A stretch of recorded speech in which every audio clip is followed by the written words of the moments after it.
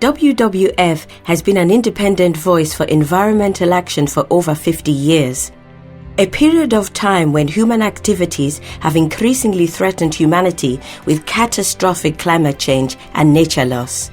It all began for WWF in 1961, when a small group of influential and ambitious individuals recognized the dire need for an organization to raise funds for environmental conservation work. Shortly after our birth, we launched the first ever fundraising appeal for conservation in a UK national newspaper, which was incredibly successful. And in the following decade, we raised millions to help threatened species and habitats. There was growing recognition that conservation was a global issue, requiring people in many countries to work together.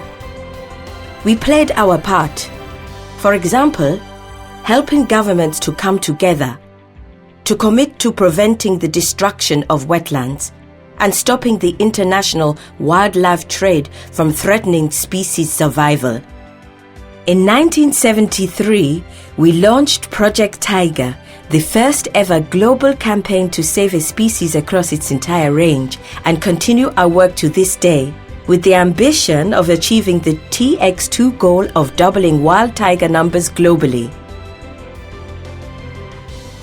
And in 1979, we were proud to be the first international NGO invited to work in China on conservation.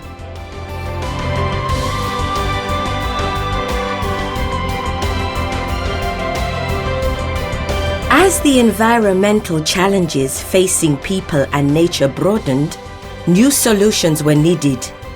The WWF-backed World Conservation Strategy, published in 1981 and endorsed by the UN, was the first to highlight the need to use natural resources sustainably and the first to identify the strong links between conservation and human development. Meanwhile, we worked tirelessly with partners to protect important areas of the natural world, and the crucial work continues today.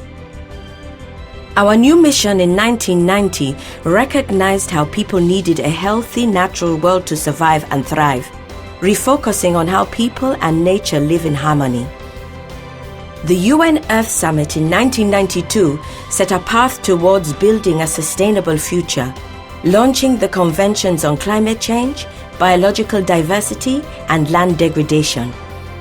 Since then, we have partnered with many governments and businesses and mobilized the general public on issues such as nature conservation, climate change, and sustainable development.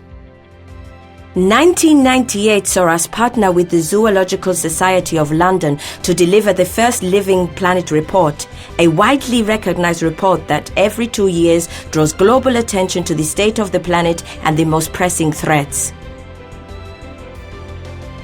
2007 saw the start of Earth Hour, the WWF-backed campaign that has become the world's largest grassroots movement for the environment, engaging people in more than 180 countries and territories to take action for climate and nature. Today, WWF has called for an ambitious new deal for nature and people, a global commitment to halting nature loss and restoring nature by 2030. There are many challenges ahead, but there has never been a better time for opportunities. Together, we can create a sustainable future for both people and our planet. Together, possible.